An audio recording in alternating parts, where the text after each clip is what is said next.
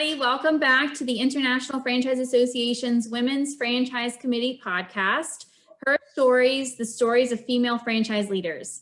I am super excited to talk to Mary Mills today. She is with College Hunks. I am your interviewer, Catherine, with Painting with a Twist. Mary, welcome to our podcast.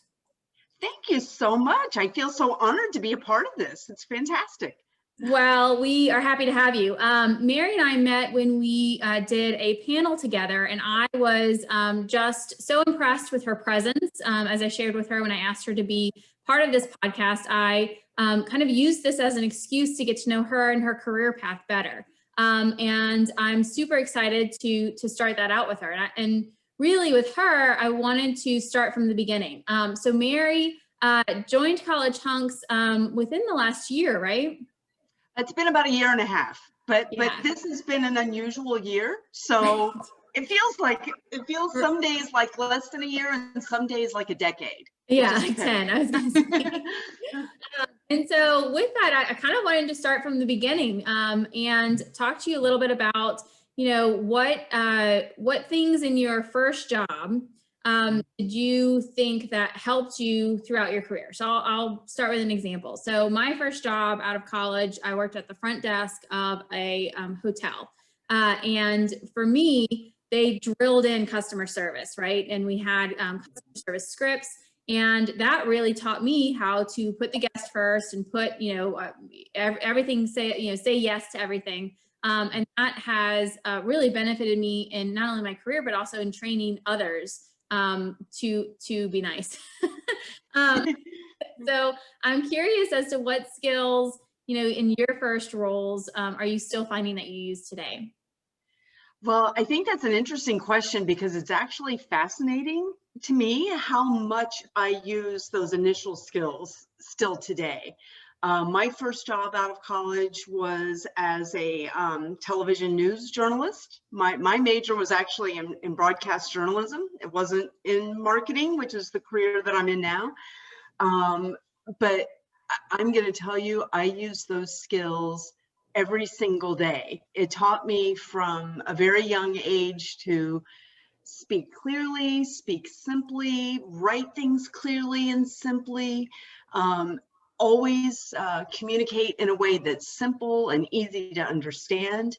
I use that when I'm trying to convey sometimes very intricate marketing programs down to our franchisees.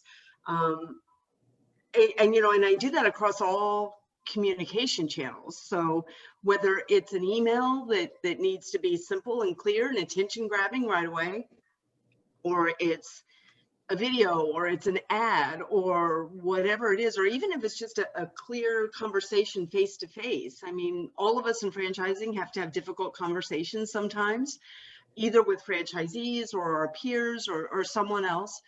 And I think just learning kind of fundamentally inside of myself at such a young age, learning how to have direct, clear conversations has served me well. Brene Brown, my favorite author, loves to talk about that in her book, Dare to Lead, where she says, unclear is unkind. And that is so true. Isn't that true? Like nobody wants to have the difficult conversation, right, Catherine? Like it's hard, but if you take a step back and really think about it, being vague doesn't really serve the person you're communicating to very well. It's almost worse. It is worse. It's unkind. It's not giving them the clear, precise direction and information they need, whether or not it's something they want to hear.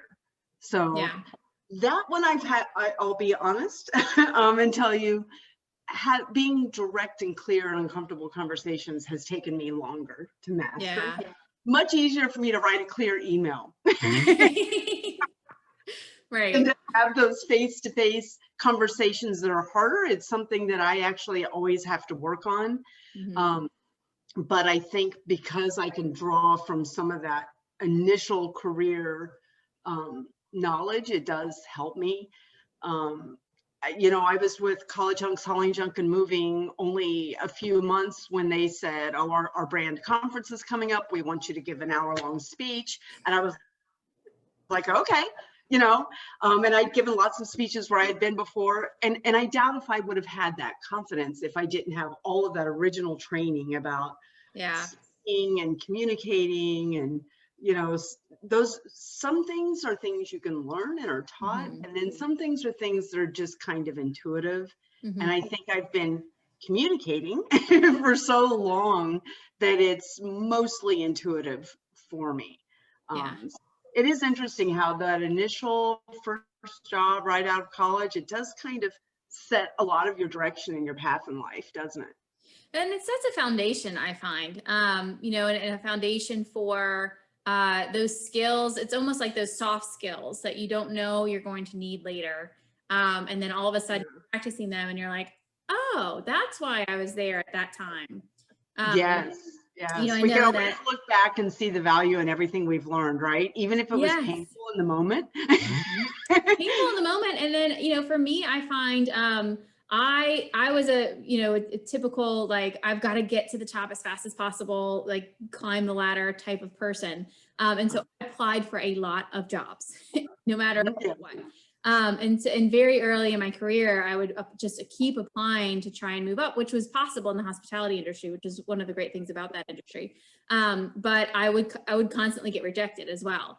And so I just understand at the time why I was getting that rejection and what that would lead to. And so when I look back on it, I'm like, oh, well, that's why, because I needed to follow this path to get to where I am today. So, you know, Yeah. I always draw on that as well. And I know that for you, you know, your career, as you mentioned, started in that broadcast journalism piece. And it hasn't been a straight road, as you said, to where Yeah. you're at today with College Hunks. And even, you know, I talk about sometimes the fact that within our industry, right, Mhm. the subject matter of our industry, but we also have franchising as an industry. Right. That was something that I wasn't necessarily exposed to until I had my first franchising experience. And I was like, oh, well, this isn't just about food and beverage. This is about, you know, there's two industries here. Right. And for you, you kind of took that winding road here. And what I found interesting and you know, almost beneficial to you in the franchising world is the fact that you owned your own business at one point. I'd love to hear a little bit more about that. Yeah, it's interesting. Uh, it has been a bit of a winding road, but as you said before, every experience we have makes up who we are now. And I would have never known when I made the decision to leave news. I had been a reporter and an anchor and an executive. I'd kind of gone through all of the ranks of local television news. And I left to start a nationwide television show that aired on a network and kind of owned the business that produced that show, and then later became a production company and a marketing company. And you know, the business changed a little over time, but when I made that decision, I never thought that having the experience of owning my own business would help me someday in some franchising career, right? But boy, I have to tell you, I so intuitively feel and understand when a franchisee calls me today and has that kind of quiver and shake in their voice, and you can tell they're scared, right? You Yeah. can tell they are worried about putting their kids through school and getting a meal on the table, and they will have some of those moments sometimes, no matter how successful of a system they're in or Mm-hmm. how great of a franchisee they are. Things happen in the world, right? Mm-hmm. And I feel what they feel. You know, I have been there. I've been the one that's scrapping and fighting for each job and each meal, and I think that helps me to be more relatable now to the Mm-hmm. franchisees. Um, you know, my job might be the vice president of marketing, but I intuitively know, okay, I have to make this program so that it will work in all of these different areas and make all of these different franchisees successful, even though these areas are different. And you know, a lot of times franchisees will say, but things are different where I am. And I know that, and I understand that. Right. I know how to scale things kind of intuitively because of that. And I'll tell you, I think it also helps me, look, in franchising, we have a lot of bosses, right? Yes. We may have 130 franchisees who are all our bosses, but we Right. also have our CEOs and our presidents and people like that who are our bosses. And I think it helps me understand when I'm managing upward as well. So when something like when COVID happened, I could understand a little more how our owners felt, because they're running this massive ship, this gigantic system, and now a world crisis is happening, right? So Yeah. at the same time, I could relate to their fear and their need to take control and to, manage everything in a much more hands-on way than they might normally do. And at the same time, I could understand how each franchisee was feeling, because COVID was striking in different areas at different times and in different waves, and they were all being affected differently. So I think that business ownership part of me does just, it honestly, in franchising, it's served me really well. I just understand a lot more. I think we all mentally think we can understand, but when you're the one going through it, it does feel a little different. Yeah. So like you could relate to having to be the leader, keeping it all together, right? From the CEO point of view, and then the franchisee of, no, I just need to make it through this month so that I can get it to the next month. Right. Yeah. And for me, we own a small business in a restaurant locally. And so, we started that restaurant right at the same time as I started my career in franchising. And so what I find that it brings out on me is the protective nature I have around what we're doing at the headquarters level. So, it has to be something that they can do locally. It has to be, when we're spending dollars, it has to go in the best way possible towards forwarding what the franchisees are doing in the field. And then watching, my husband run the company, one thing that I always take away is, okay, how is what I'm doing at the corporate level really going to get executed at the local level, and how is that buy-in going to happen? So I know that served me well as well. To have a taste of it, to have a taste of what it's like to be the only one in charge of what you have on. And that's a scary feeling, right? The franchisees, they as much as franchisors, we want to think we're providing all of this great support all the time, and we are, but they're off, in some other state, in some other city, sitting alone in their office or their restaurant or whatever it is, and it can be an isolating feeling. So knowing that they have advocates back in that corporate office, I think does certainly help a lot. Yeah, for sure. So from going from your own business, you jumped into franchising, right? With the United Franchise Group. And boy, when I was looking at what happened there, that is a baptism by fire if I've ever seen one. So you guys did a lot in the beginning. I started with just one brand. I started with Signarama in 2008. But if you remember 2008, that was also a volatile time. Yes. Right? So I'd only been there a couple of months when, a lot of stuff started to change. And so then it was like, okay, you have Signarama and you have Embroid Me, and that was fine. And then it was like, okay, now you have Signarama and Embroid Me and Billboard Connection and Planet Head Events. And it just kind of over the years sometimes stacked on. Yeah. But, but some would need more attention than others, so what's unique about United Franchise Group is that it's one umbrella company that has a lot of different brands under it. And at various times, I was there over 10 years, and at various times I managed, either as many as 9 brands at once, or sometimes focused on some of the brands and had coordinators and people under me, mostly really managing everything on a day-to-day basis. And then I was just there for strategy. But United Franchise Group really, it taught me a couple of key things. One of them was just, it really broadened my marketing knowledge because it had so many brands.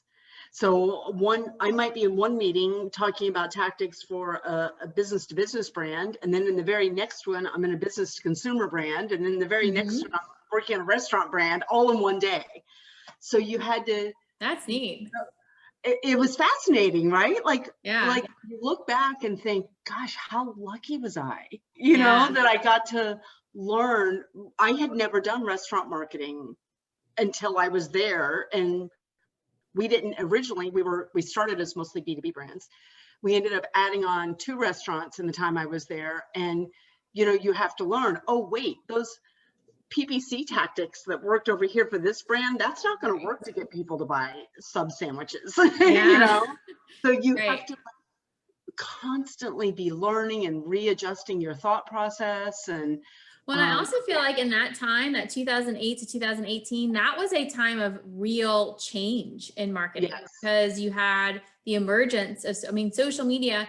I look back on social media and it changed. It's still changing so fast today, but from 2008 to 2018, it blew up. It blew up. Yeah. Digital advertising, and Google was just finding its footing with monetizing their product. So it was a period you were not only managing different types of industries, you were managing through one of probably the most pivotal moments in digital marketing as well. Yeah, you're right. I mean, I can remember being brand new and not knowing so much about digital. Again, I had come out of like a video production company environment. I knew video and messaging and branding and communication. I knew all that stuff. But, balancing pay-per-click with organic search with social media, that was a new world for me. And thank God for YouTube tutorials and podcasts and and email communications and newsletters.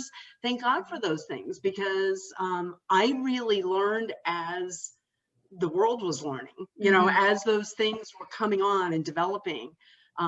We had a few really strong agency partners there who shared their knowledge with me. I can't tell you how many times I would call my digital agency and say, I've got a question, I don't want anybody to hear me, but you have that's learning, right? Like I think that's what we all go through in franchising. There are always new things and new tactics. I mean, the minute you're not growing, you're dying, right?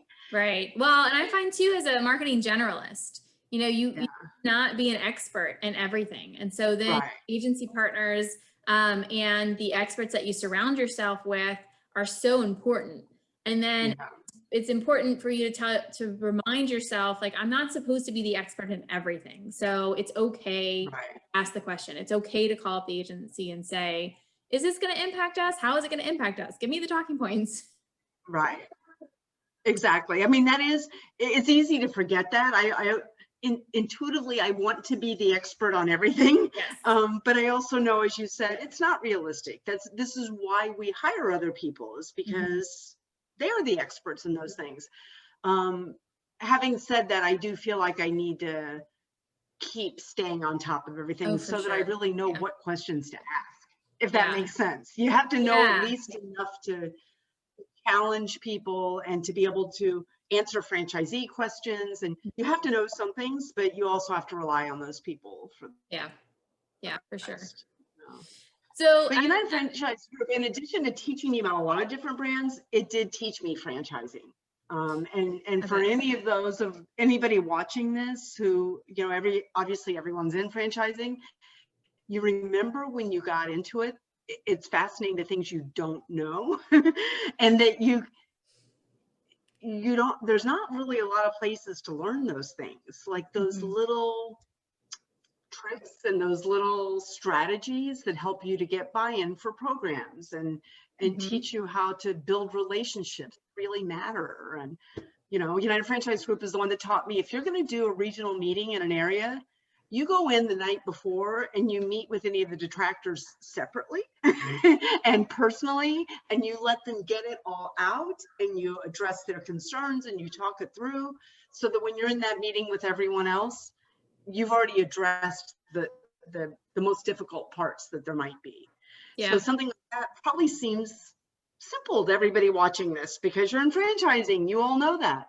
But when you're new to it, you learn those things really as you go, and you learn them by making mistakes, honestly. You know, you go to one of those regional meetings that is tough, and you never make that mistake again, right?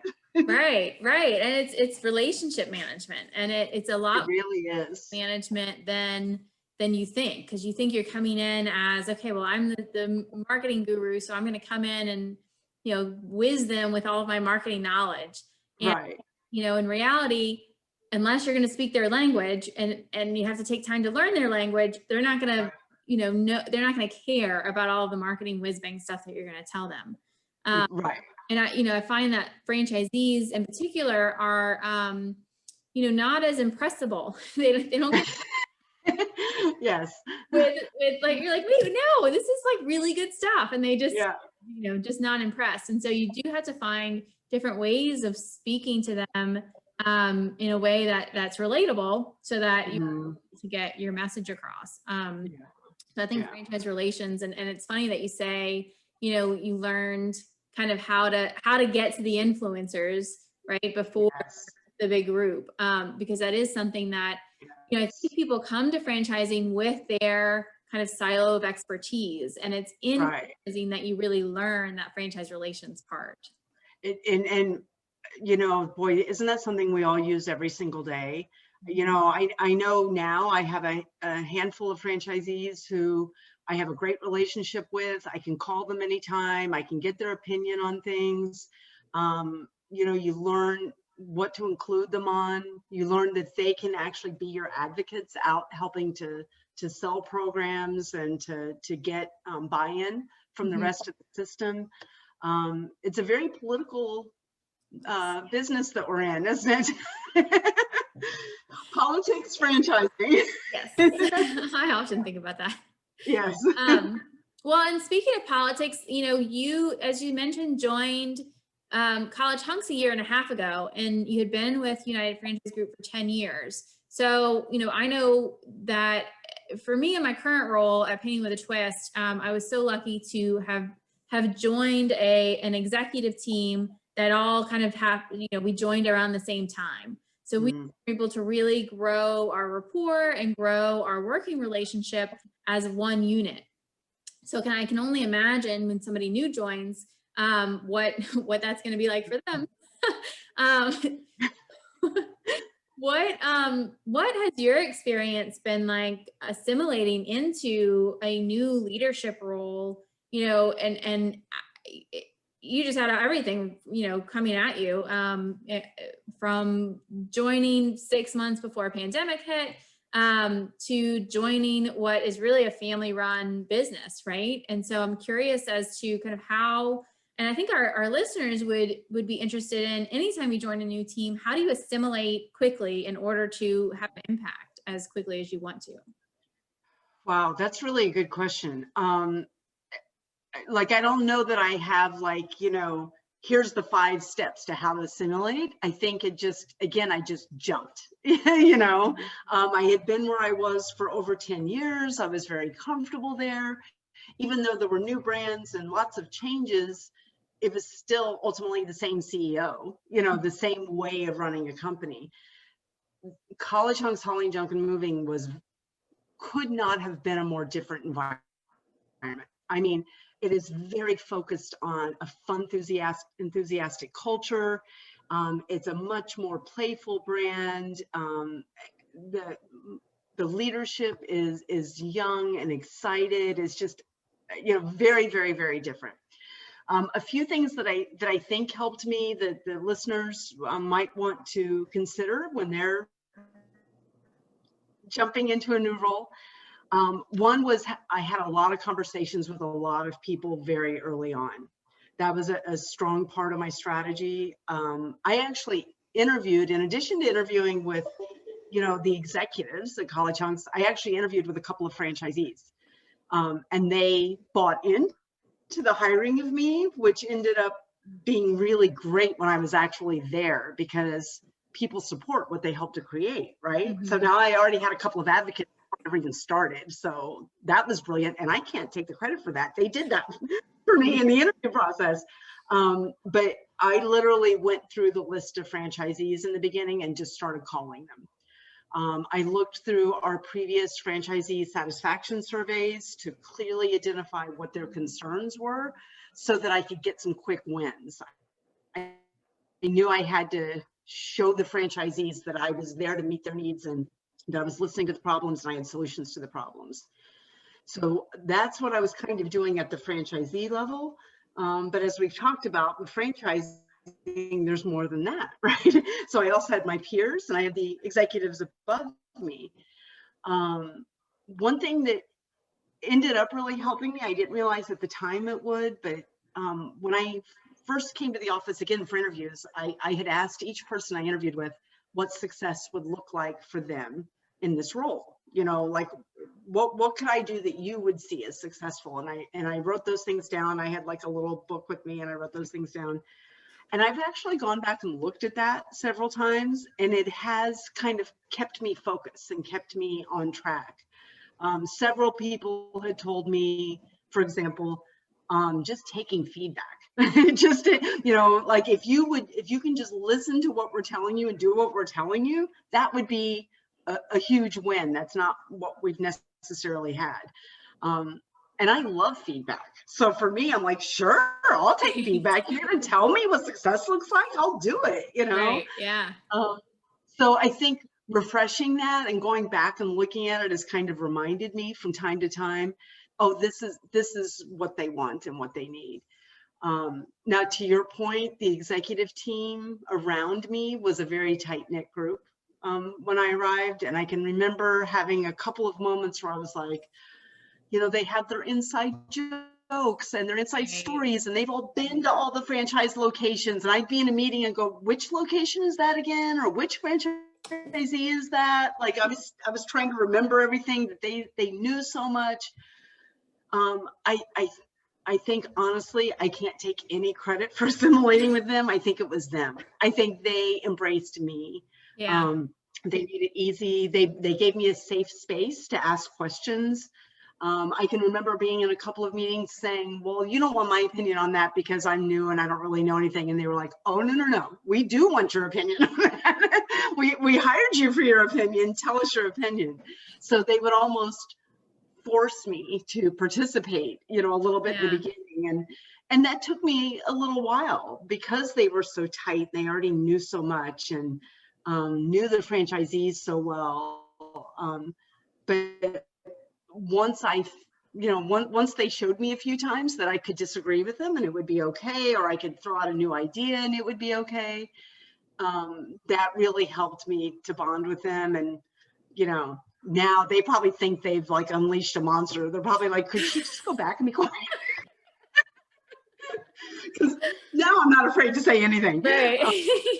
But that's great. And that really goes back to the culture that you talked about your owners creating, right? They've not only created a culture of fun and enthusiasm, they've created a culture of trust and not being scared to lead. And when you have new ideas, especially in a new group, you don't know if somebody's already thought about that because it's the most obvious thing in the whole wide world and you're going to sound like an idiot. Exactly. Awesome to hear that they've provided that safe space. I think that's something that I want to try and work on. For me is how do you create that safe space so that you can have constructive conversations? I find that I'm always trying to rush through the conversations to get to the end so that we can then execute. Right. So I think I've recently read a couple of articles around how to create that safe space. And it sounds like you guys have done that through your culture. So that's really interesting to hear. Yeah, I think the trust component is really, you've chosen exactly the right word to describe that. And trust is something that's earned and built over time. You can't just, lots of environments say, oh, we have a great culture and you can trust us, but it's not necessarily there. It is there with this brand. The trust factor is very, very, very strong, which has made it all much easier for me. Yeah. So one thing that you mentioned to follow back up on was the fact that in franchising, you have a lot of bosses. And I think that when you know, at any level in franchising, you have a lot of bosses, because at the end of the day, if you have, the franchisees have to be successful. And you know, all of your effort is going into making the franchisees successful. So any feedback you get from them is so valuable. So, you know, in a sense, they're your bosses, because you have to get that feedback and you have to get that buy-in. And then on the flip side, like you said, you have your peers, and especially at, you know, the executive level, where you're not directing, you're still trying to get that buy-in from your peers for any project you move forward. And then above that, you have your CEOs. So I'm curious, and I always, you know, am interested in hearing how other people manage up, and as well as kind of manage peers, and then that kind of third wheel of managing franchise expectations. And, you know, I know you learned a lot at United Franchise Group around franchise relations, but how do you kind of make sure you're managing all of those groups at the same time? Yeah, I actually find that to be the biggest challenge for me in my role, is making all of these different stakeholders and groups of people happy at the same time. Because typically what franchisees want, look, everybody wants success, right? At the big picture, that's what everyone wants. But franchisees typically have a different perception of how success is measured than sometimes people in the corporate office, right? True, right. It does help me that it's kind of always been that way for me. When I was in news, think of all the bosses I had. Every viewer who was watching, who had an opinion about my hairstyle that day, right? They were all my bosses, plus my actual bosses who were telling, you know, what I needed to do. When I owned my own business, you know, we like to say, you know, go into business for yourself, you don't have a boss anymore. That's not true. Every client you have is your boss. Right. So I had it then. I had, you know, you have advertisers, you have so many different stakeholders. And as you said, that's certainly true in franchising. One of the, what happens in marketing specifically in franchising is that because we all experience marketing in our daily lives, we all tend to think we know and understand it, and we can have an opinion on it. I liken it to going to restaurants, because we all eat out in restaurants. We think we know one and run one, right? When ask any restaurant owner, as you know, Catherine, it's not that easy. There's a lot of things besides just cooking and serving food. There's managing people and your finances and all of that stuff. So it's not, I find marketing and franchising is not as black and white as most people think it would be. There's a lot of gray area, even at this time where, you know, we're very data driven. We look at the metrics, we look at the KPIs. So you would think there's not a lot of room left for opinion, but there really is. Yeah. So you really have to, what I find works for me is just listening to every idea, you know, like at least hear it, acknowledge it, acknowledge the person who cares enough and has enough passion to give you the idea. Because by the way, a lot of those ideas turn out to be really great ideas. And if for some reason it's not as great, or it doesn't work in our system or something, I'm at least building trust by taking the time to listen. And again, that's whether it's somebody above me or below me, because my franchisees have lots of ideas, my CEO has lots of ideas. So I have to listen to all of them. And then part of our role as franchise executives is to take all of that in and then figure out okay, I've heard that, but now what's the best thing to do? Because that's where we were hired for our expertise, to be able to cut through that and adapt to what makes sense and don't adapt to what doesn't. Right. Yeah. Yeah.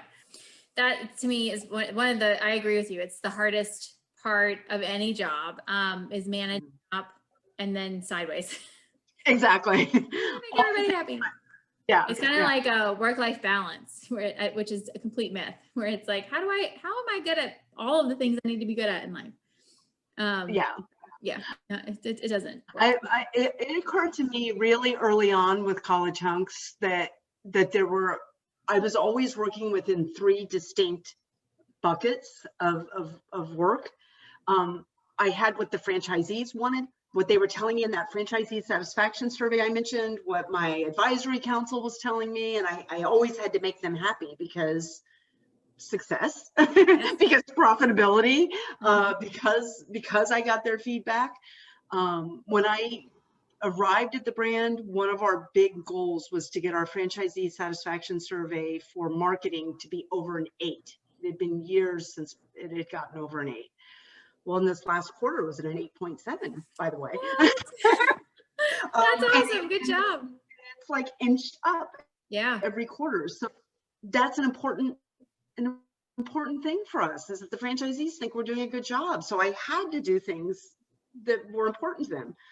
But as we talked about, there were also things that my CEO and president and the visionaries and the executives above me thought were important. And I certainly can't ignore those things. Those guys sign my paycheck, right? Right.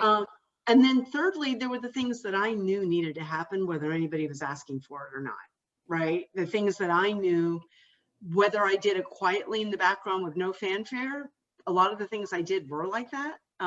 Like right now, if you went out and asked people, they probably wouldn't even know I did it. They just know it's suddenly there. And then not even know that thing that you did that nobody knows about really is propelling the biggest momentum that right as a brand. Yeah. So I think you have to have a certain amount of confidence in your skills to be able to do that. You have to not necessarily need the validation of people around you. You have to have the humility. Yeah. So it has to be like, okay, I know I have this deadline with the franchisees and this deadline with the executive team, but at the same time, I'm also going to be working on these things over here. And you have to, in the end, you build trust just by getting results. So you have to keep getting results for everybody at the same time. Right. That's the challenge. That's the fun. That's right. That's what makes marketing so do it. That's right. That's great. Well, Mary, I wanted to end on a question that we actually had during our panel that I thought was just a great question. And it was, if you could tell your younger self one thing, looking back and seeing your career, what would it be? Yeah, I don't remember how I answered that last time, so I'll just tell you what I would tell myself to relax, take a breath, and just own what you know and have confidence in what you know. And don't be afraid to ask about the things you don't know. I look back, gosh, all the stress I've had in my career and in my life that was just needless, in hindsight, right? Yes. Like things that I've lost sleep over. I have lost sleep over. I'm a person who loses sleep over things. I can't tell you how many nights sleep I've lost because I care deeply about the franchisees, and I care that they have buy-in. I care that they're successful. And but now I look back on it, I'm like, of course that was going to work. Why did you sleep over that? The big picture, was that so important? So, I would say just, that old don't sweat the small stuff, and it's all small stuff. Focus where you need to focus. Your gut tells you, like if you listen to yourself, if you have the knowledge for your job, which, you should, because you were hired for that job. Right. You're not going to know everything on day one. So don't be afraid to ask what you don't know, but also don't be afraid to trust what you do know is right, and fight for what you know is right, and stand firm for what you know is right. So good advice. That's good. There are a lot of people who would love to tell you that you're wrong. Right. Right. Yeah. You guys stick to your guns. No, I love it. Yeah. Well, Mary, thank you so much. I really appreciate the opportunity. Like I said at the beginning, to use this as an excuse to get to know you and your career a little bit more. You know, you certainly are making some great strides at College Hunks. And I'm super excited to kind of take what you have learned in your career and apply it to my own, as I am facing some challenges that are quite similar. So thank you so much. Very much. Well, by the way, Catherine, that's the great thing about franchising is the community of great people that you meet who can help and mentor along the way. There are a lot of people who've done that for me, and I know I'm grateful. So I'm happy to do it for others. Good. Well, Yes. perfect. Well, then you're a perfect fit for our podcast. All right. Well, thank you guys for listening to our Women's Success podcast today. We appreciate everyone's time, and we'll talk to you again soon. Thank you.